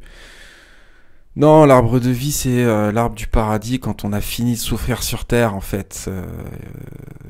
Textuellement, explicitement, dans l'Apocalypse de Jean, c'est pas la croix de Jésus qui est ce que peut vivre un chrétien sur terre. C'est justement la récompense, l'arbre de vie, quand il a fini de porter sa croix, donc totalement faux. Tout ça, qui est la croix de Jésus, mais c'est qu'en leur taillant de bonnes croix, elle leur donne la grâce de les porter patiemment et même joyeusement, en sorte que les croix qu'elle donne à ceux qui lui appartiennent sont plutôt des confitures ou des croix confites que des croix amères. Des confitures ou des croix confites. Grâce à Marie, pour parler de la souffrance que endure parfois un chrétien sur terre, sans commentaire, ou s'ils en sentent pour autant l'amertume du calice qu'il faut boire nécessairement pour être ami de Dieu, la consolation et la joie que cette bonne mère fait succéder à la tristesse, les anime infiniment à porter des croix encore plus lourdes et plus amères. Bon, ok. Une vraie dévotion à la Sainte Vierge est indispensable. Autre chapitre. La difficulté est donc de savoir trouver véritablement la divine Marie pour trouver toute grâce abondante. Dieu étant maître absolu peut communiquer par lui-même ce qui ne communique ordinairement que par Marie. Ah bon? On ne peut nier sans témérité qu'il ne le fasse même quelquefois, cependant, selon l'ordre que la divine sagesse a établi. Il ne se communique ordinairement aux hommes que par Marie dans l'ordre de la grâce, comme dit saint Thomas. Il faut, pour monter et s'unir à lui, se servir du même moyen dont il s'est servi pour descendre à nous, pour se faire homme et pour nous. Communiquer ces grâces, et ce moyen est une véritable dévotion à la Sainte Vierge. En quoi consiste la dévotion à Marie, chapitre 2, à plusieurs véritables dévotions à la Très Sainte Vierge. Il y a en effet plusieurs véritables dévotions à la Très Sainte Vierge, et je ne parle pas ici des fausses. La première consiste à s'acquitter des devoirs du chrétien, évitant le péché mortel, agissant plus par amour que par crainte et priant de temps en temps la Sainte Vierge. Et de temps en temps, hein. Le rosaire, c'est prier de temps en temps, hein, la Sainte Vierge. Non, c'est prier tous les jours des dizaines de fois la Sainte Vierge. Et l'honorant comme la mère de Dieu sans aucune dévotion spéciale envers elle.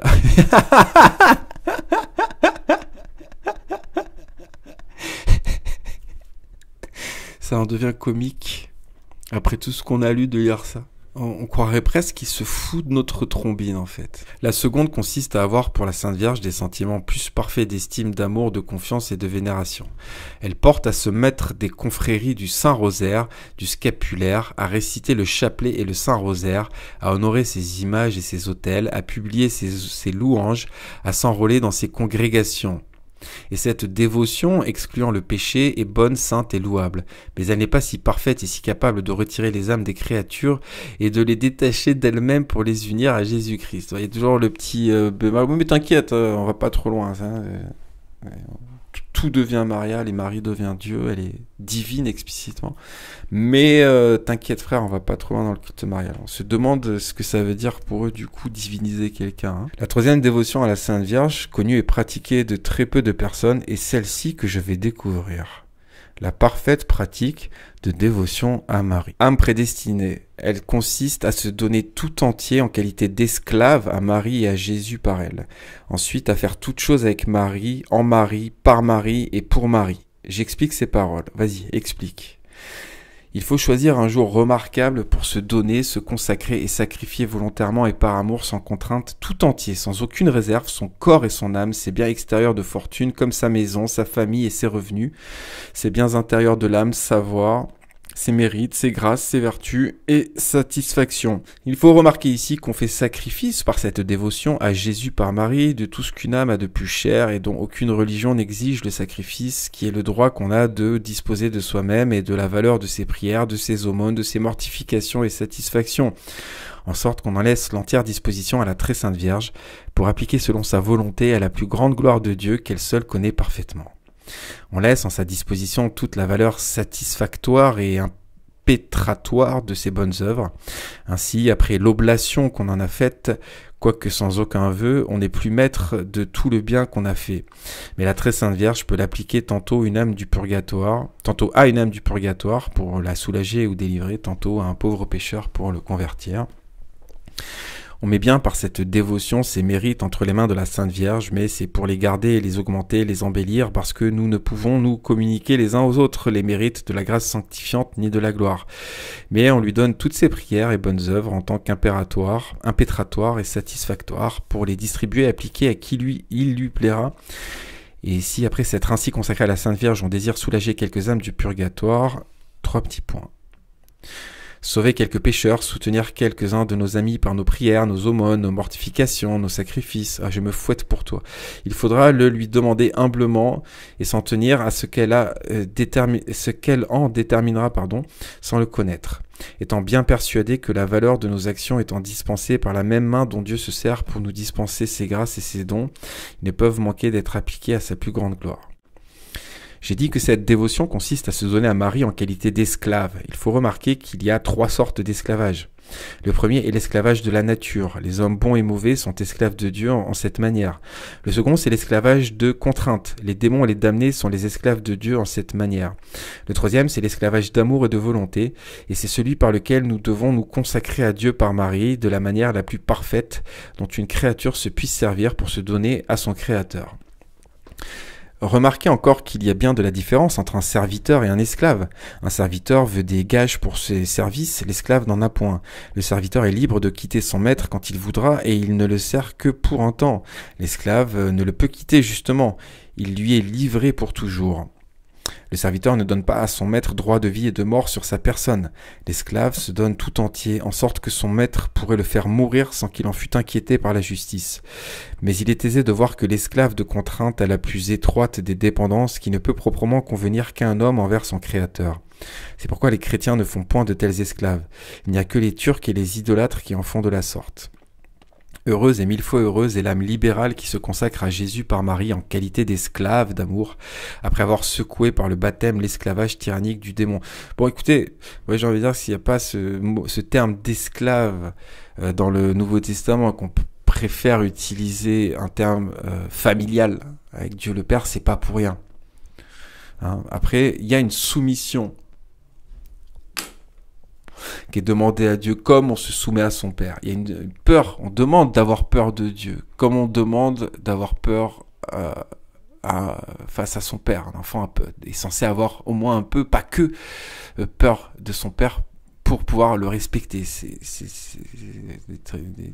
des attributions paternelles, paternalistes, patriarcales, appelez ça comme vous voulez.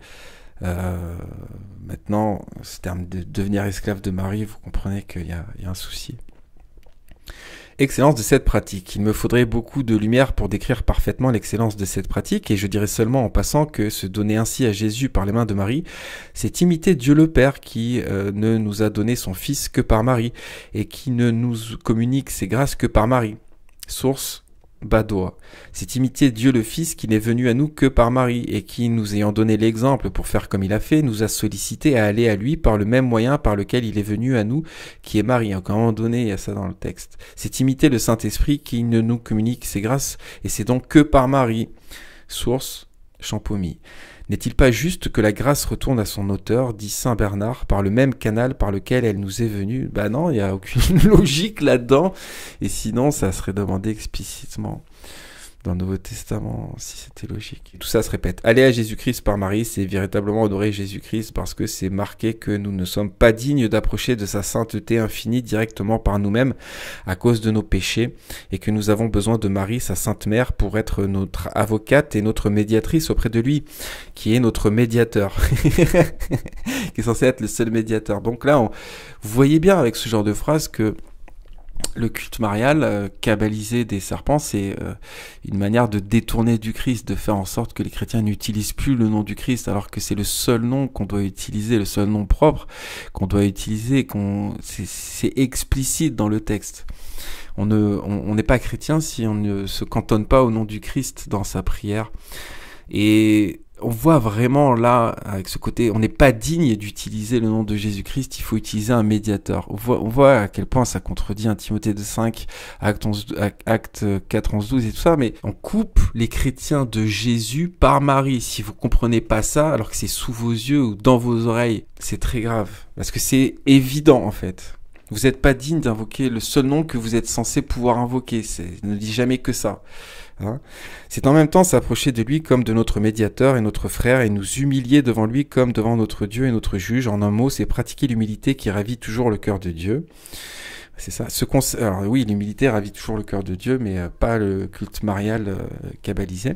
Se consacrer ainsi à Jésus par Marie, c'est mettre entre les mains de Marie nos bonnes actions qui, quoiqu'elles paraissent bonnes, sont très souvent souillées et indignes des regards et de l'acceptation de Dieu devant qui les étoiles ne sont pas pures. Mais pourquoi tu racontes des bêtises comme ça si nos actions sont bonnes, dans l'absolu, elles sont bonnes aux yeux de Dieu. Il n'y a pas ce délire, ça c'est un délire de kabbaliste. On croirait presque lire tout ce que font les goïs, même quand c'est bien, c'est pas bien, parce que ils sont pas vraiment reliés à Dieu, c'est hypocrite, nanani, et nous, quand on fait le mal, c'est supérieur à un goïm qui fait le bien. Là, on est presque là-dedans, même quand vous faites le bien, c'est souillé et indigne de regard et l'acceptation de Dieu. Ben non.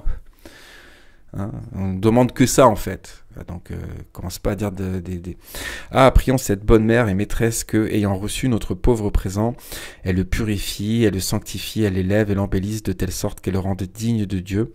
Tous les revenus de notre âme sont moindres devant Dieu, le Père de famille, pour gagner son amitié et sa grâce, que ne serait devant le roi la pomme véreuse d'un pauvre paysan fermier de sa majesté pour payer sa ferme. Que ferait le pauvre homme s'il avait de l'esprit et s'il était bienvenu auprès de la reine? Amie du pauvre paysan et respectueuse envers le roi, n'ôterait-elle pas de cette pomme ce qu'il y a de véreux et de gâté? Ne la mettrait-elle pas dans un bassin d'or entouré de fleurs? Et le roi pourrait-il s'empêcher de la recevoir, même avec joie, des mains de la reine qui aime ce paysan? Si vous voulez offrir quelque chose à Dieu, dit saint Bernard, mettez-le dans les mains de Marie, à moins que vous ne vouliez être rebuté. Vous voyez, si tu passes pas par Marie, t'es dans un catholicisme de Bernard de Clairvaux, de Grignon de Montfort, donc dans le catholicisme tout court, j'ai envie de dire, un catholicisme moderne, kabbalisé, tu vas être rejeté par Dieu, carrément. Et ils ont réussi à faire croire ça à des milliards maintenant de catholiques. Si tu passes pas par Marie, tu n'as pas accès à Dieu. C'est explicite, hein. Bon Dieu, que tout ce que nous faisons est peu de choses, mais mettons-le dans les mains de Marie par cette dévotion, comme nous serons donnés tout à fait, elle, à elle, autant qu'on se peut donner, en nous dépouillant de tout en son honneur. Elle nous sera infiniment plus libérale, elle nous donnera pour un œuf un bœuf, elle se communiquera toute à nous avec ses mérites et ses vertus, elle mettra nos présents dans le plat d'or de sa charité, elle nous revêtira comme Rebecca fit Jacob, des beaux habits de son fils aîné et unique Jésus-Christ, c'est-à-dire de ses mérites qu'elle a à sa disposition. Et ainsi, comme ses domestiques et esclaves, après nous être dépouillés de tout pour l'honorer, nous aurons double vêtement. Vêtements, ornements, parfums, mérites et vertus de Jésus et Marie dans l'âme d'un esclave de Jésus, et Marie dépouillée de soi-même et fidèle en son dépouillement. Oh là là, j'en suis qu'à la moitié. Oh non, pitié, je peux plus lire ça, c'est impossible. Se donner ainsi à la Sainte Vierge, c'est exercer dans le plus haut point qu'on peut... Bon, écoutez, je viens de me rendre compte que je suis à la moitié du texte, et j'en ai marre, en fait, tout simplement. Je lis dans ma tête, là, voir s'il n'y a pas des points plus intéressants que les autres. Mais vous savez quoi, je vais m'arrêter là, et pour les plus gourmands d'entre vous, j'ai envie de dire, il y aura le lien du texte en description, tout simplement. Je veux bien qu'on soit le week-end, mais enfin bon, quand il n'y aurait que ce seul motif pour m'exciter à cette dévotion comme étant le moyen de me conserver et augmenter même dans la grâce de Dieu, je ne devrais respirer que feu et flamme pour elle. Cette dévotion rend une âme vraiment libre de la liberté des enfants de Dieu, nanani nanana. Agnès de Langeac, religieuse morte en odeur de sainteté, comme un moyen assuré pour sortir des grandes peines et perplexités où elle se trouvait, a dit « Fais-toi, lui, dit-il, esclave de ma mère, et prends la chaînette », ce qu'elle fit, et dans le moment toutes ses peines nécessaire. Pour autoriser cette dévotion, il faudrait rapporter ici toutes les bulles et les indulgences des papes et les mandements des évêques en sa faveur, les confréries établies en son honneur, l'exemple de plusieurs saints et grands personnages qui l'ont pratiqué, mais je passe tout cela sous silence. Ce n'est pas assez de s'être donné une fois à Marie en qualité d'esclave, ce n'est pas même assez de le faire tous les mois et toutes les semaines, ce serait une dévotion toute passagère, et elle n'élèverait pas l'âme à la perfection, où elle est capable de l'élever. Il n'y a pas beaucoup de difficultés à s'enrôler dans une confrérie, à embrasser cette dévotion et à dire quelques prières vocales tous les jours, comme elle prescrit. Mais la grande difficulté est d'entrer dans l'esprit de cette dévotion qui est de rendre une âme intérieurement dépendante et esclave de la très sainte Vierge et de Jésus par elle. J'ai trouvé beaucoup de personnes qui, avec une ardeur admirable, se sont mises sous leur saint esclavage à l'extérieur, mais j'en ai bien rarement trouvé qui en ait pris l'esprit et encore moins qui ait persévéré. Donc voilà, Marie, écoute Marie tous les jours. Voilà le forcing, tout simplement. Un autre chapitre qui s'appelle Agir avec Marie. La pratique essentielle de cette dévotion consiste à faire toutes ces actions avec Marie, c'est-à-dire à prendre la Sainte Vierge pour le modèle accompli de tout ce qu'on doit faire. Renoncer à soi-même et à ses meilleures vues, s'anéantir devant Dieu, recourir à la très Sainte Vierge, s'unir par Marie aux intentions de Jésus-Christ, faire toutes choses en Marie, elle sera à l'âme l'oratoire pour y faire toutes ses prières à Dieu, ok, la tour de David pour s'y mettre en sûreté, blablabla. Ok, Il faut n'aller jamais à notre Seigneur que par son intercession et son crédit auprès de lui, ne se trouvant jamais seul pour le prier. Il faut faire toutes ses actions pour Marie, c'est-à-dire qu'étant esclave de cette auguste princesse, il faut qu'elle ne travaille plus que pour elle, que pour son profit, que pour sa gloire comme fin prochaine et pour la gloire de Dieu comme fin dernière. On se tourne en rond. Oh, ma chère maîtresse, c'est pour vous que je vais ici ou là, que je fais ceci ou cela, que je souffre cette peine ou cette injure. Voilà, comment on nourrit la Shekinah à travers Marie avec un forcing colossal. Prends bien garde, âme prédestinée, de croire qu'il est plus parfait d'aller tout droit à Jésus, tout droit à Dieu dans ton opération et intention. Si tu veux y aller sans Marie, ton opération, ton intention sera de peu de valeur. Mais y allant par Marie, c'est l'opération de Marie en toi et par conséquent, elle sera très relevée et très digne de Dieu. Bon, ça se répète. Hein, si tu n'utilises pas Marie, t'es pas un vrai chrétien, c'est ça. De plus, prends bien garde de te faire violence pour sentir et goûter ce que tu dis et fais tout dans la pure foi que Marie a eue sur la terre, qu'elle te communiquera avec le temps. Laisse à ta souveraine pauvre petite esclave la vue claire de Dieu, les transports, les joies, les plaisirs, les richesses, et ne prends pour toi que la pure foi pleine de dégoût, de distraction, d'ennui, de sécheresse. Dis Amen, ainsi soit-il, à ce que fait Marie, ma maîtresse dans le ciel.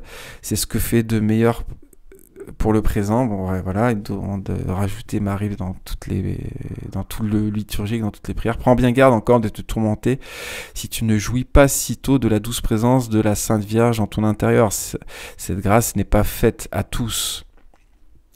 Et quand Dieu en favorise une âme par grande miséricorde, il lui est bien aisé de la perdre si elle n'est pas fidèle à se recueillir souvent, et si ce malheur t'arrivait, reviens doucement et fais amende honorable à ta souveraine. J'aime bien le côté, c'est un secret que seuls les vrais peuvent vraiment comprendre et pratiquer, mais en même temps, t'es pas vraiment sauvé, t'es pas vraiment chrétien si tu ne donne pas tout pour Marie, ça fait aucun sens. Hein. Les effets qu'elle produit dans l'âme fidèle, l'expérience t'en apprendra infiniment plus que je ne t'en dis, et tu trouveras, si tu as été fidèle au peu que je t'ai dit, tant de richesse et de grâce en cette pratique que tu en seras surprise et ton âme sera toute remplie d'allégresse. Je rappelle que ce texte s'adresse apparemment exclusivement à des femmes. Hein.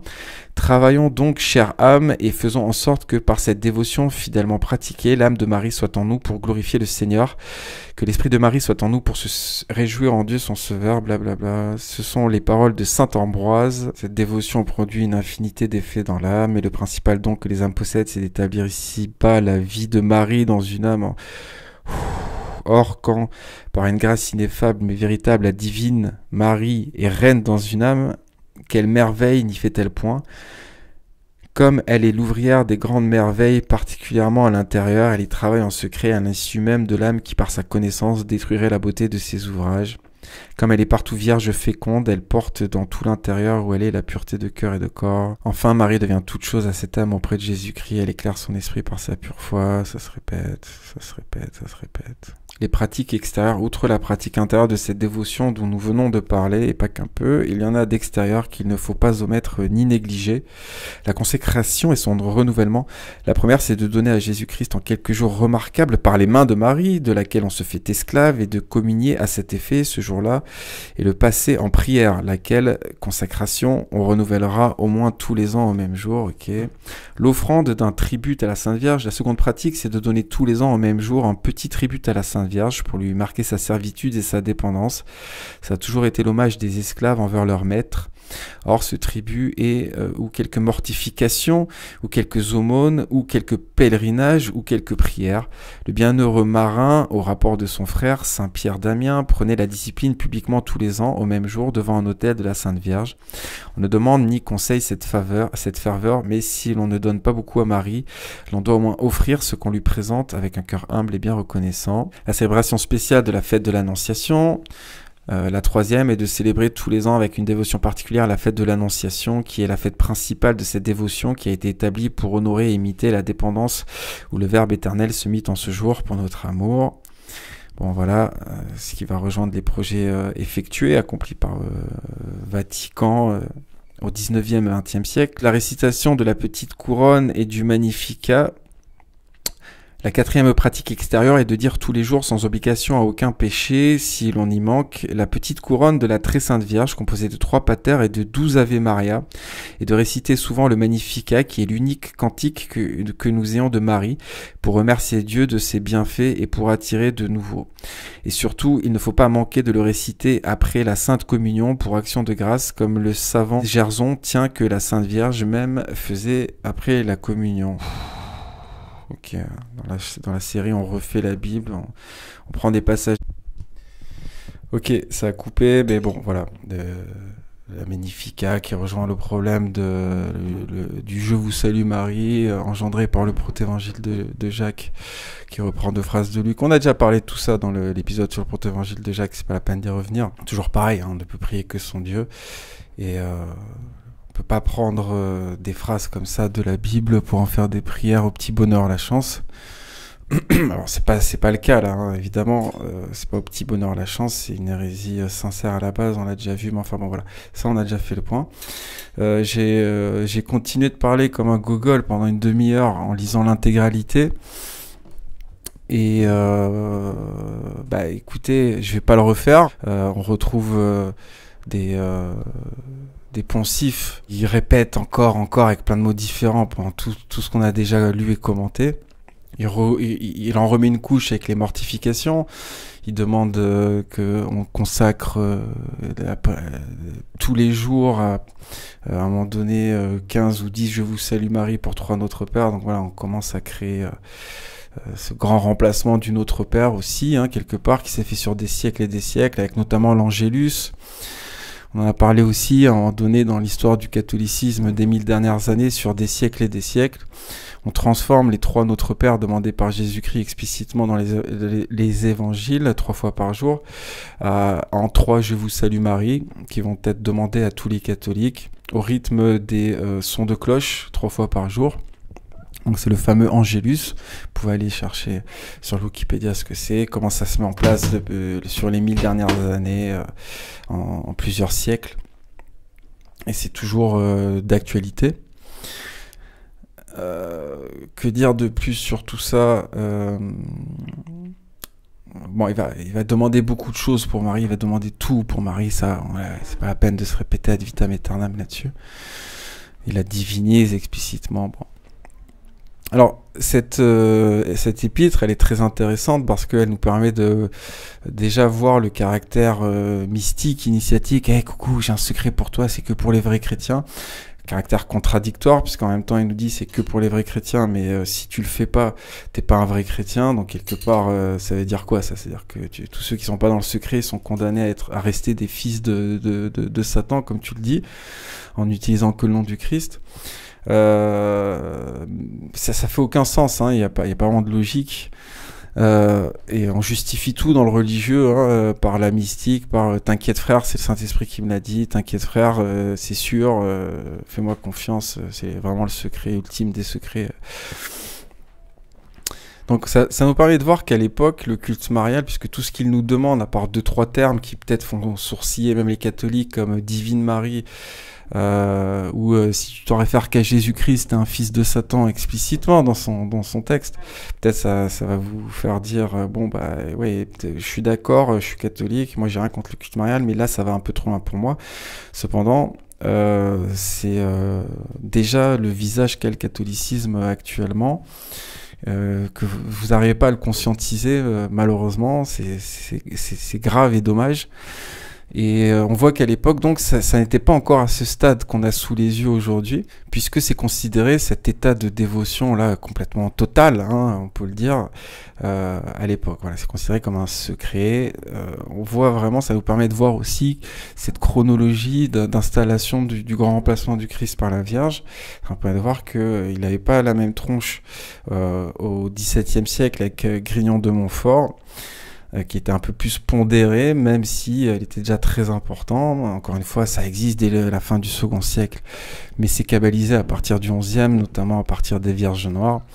Et ça a pris 1000 ans pour en arriver au stade où on en est aujourd'hui, finalement, hein, avec beaucoup de concepts qu'on a vus, l'Angélus, le Notre-Dame, le Rosaire, et tout ce qui est marial et qui intervient dans les 1000 dernières années.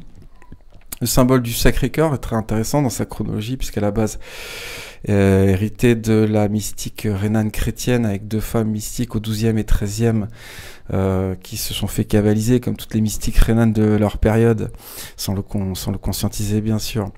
C'est un symbole qui est réservé au Christ, à la base.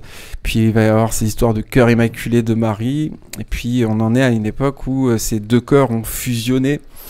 On le voit sur les médaillons de la rue du Bac, la fameuse rue du Bac, un pèlerinage important du culte marial, où vous avez sur ces médaillons à la fois le cœur, le Sacré-Cœur de Jésus-Christ et le cœur immaculé de la Vierge. Donc ils ont déjà fusionné. L'un ne va pas sans l'autre dans la culture catholique actuelle, contemporaine. Et le projet total, c'est de faire en sorte qu'il n'y ait plus que Marie à la fin. C'est facile à voir quand on étudie la chronologie du culte marial, ce grand remplacement du Christ par la Vierge. Dans le texte que j'ai lu, sans que ça enregistre, on mettait vraiment ça en place, c'est-à-dire, comme c'était suggéré avant, et pas que suggéré, si tu te contentes du Christ pour atteindre Dieu, t'es pas un vrai chrétien, Dieu s'en fout, il ne reçoit pas tes prières, il ne les considère pas. Tu es obligé vraiment d'utiliser Marie comme intercesseuse, sinon t'es pas un vrai chrétien. Ça c'était explicite encore, il le répétait dans les autres propos, je vous fais un résumé. Donc il en remettait une couche avec les mortifications et demandait des mortifications régulières en l'honneur de Marie, avec toujours ces histoires de devenir esclave de Marie qui me font pitiquer l'oreille aussi. Et ça répétait inlassablement avec Marie tout le temps, et il remettait une couche avec Divine Marie, hein, il emploie plusieurs fois ce terme. Donc voilà, ça nous permet de voir l'avancement du projet, sa chronologie, de voir que le projet n'est pas accompli encore, comme je l'explique dans mon article sur le grand remplacement du Christ et le culte marial du blog, que je vous invite vraiment à lire. Le but du jeu, c'est qu'à la fin, un pape, l'Église catholique, elle explique, c'est vraiment ce qu'il projette de faire dans plusieurs siècles, et c'est déjà dans Grignon de Montfort. Si tu utilises le nom de Jésus-Christ dans la prière, t'es un fils de Satan, parce que t'es pas digne. Et ça, c'était explicitement. Vous avez dans la description l'épître en entière. Hein. J'ai pas envie de me retartiner ça. Allez lire la fin. Pour les plus gourmands d'entre vous, entre guillemets, vous allez voir que c'est explicite. Tu n'es pas digne de prier Jésus. Tu n'es pas digne de prier Jésus. Alors que explicitement, si tu pries pas uniquement Jésus dans le Nouveau Testament, t'es pas chrétien, tout simplement. Hein. On peut pas faire plus clair dans les épîtres. Donc le but du jeu, c'est vraiment par ce prétexte fallacieux de faire croire aux chrétiens qu'il n'est pas digne d'invoquer le nom de son seul Dieu, le faire remplacer dans la prière par Marie pour nourrir la Shekinah, la rose mystique, comme ils l'appellent les catholiques. Et c'est vraiment flagrant avec ce genre de secret, entre guillemets, avec cet épître. Voilà, on voit que non seulement le projet il s'est fait sur 1000 ans et que on n'en était pas au même stade à cette époque encore qu'à notre époque, où 90% de ce qui est demandé par Grignon de Montfort est appliqué par l'Église catholique. D'ailleurs, Grignon de Montfort est utilisé, encore une fois, dans le catholicisme prodigué par Jean-Paul II. Il a été béatifié puis canonisé récemment par le Vatican, financé par Rothschild. Bon, voilà, tout ça est très clair. D'où ça vient, le chemin que ça a pris et où est-ce que ça veut aller. C'est la fameuse Église sans le Christ de Zemmour qui finance des projets mariaux parfois, qui est très favorable au culte marial, mais qui nous explique textuellement dans des interviews à la radio ou dans ses ouvrages que le Christ c'est la mort et qui veut une église catholique sans Jésus-Christ. C'est explicite dans leurs propos, c'est facile à voir qui est Zemmour, est-ce qu'il fait partie du système, quels sont les projets. Voilà, je pense que tout est dit. Donc, merci d'avoir écouté, vous avez bien du courage. Vous avez bien du courage. Pour les nouveaux qui seraient choqués, écoutez... je fais ce que je peux pour expliquer, même voilà, c'est pour ça qu'il y a souvent des répétitions, des rappels.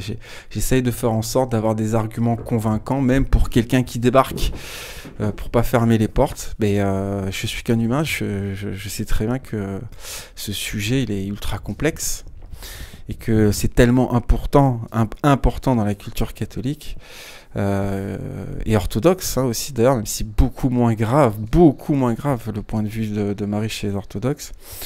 Il faut voilà hein. Moi-même encore une fois j'ai des grands-parents qui étaient très catholiques, qui priaient le rosaire tous les jours, qui avaient des icônes de Marie partout. Mais voilà, enfin c'est... Allez, bonne journée, merci d'avoir écouté et à bientôt.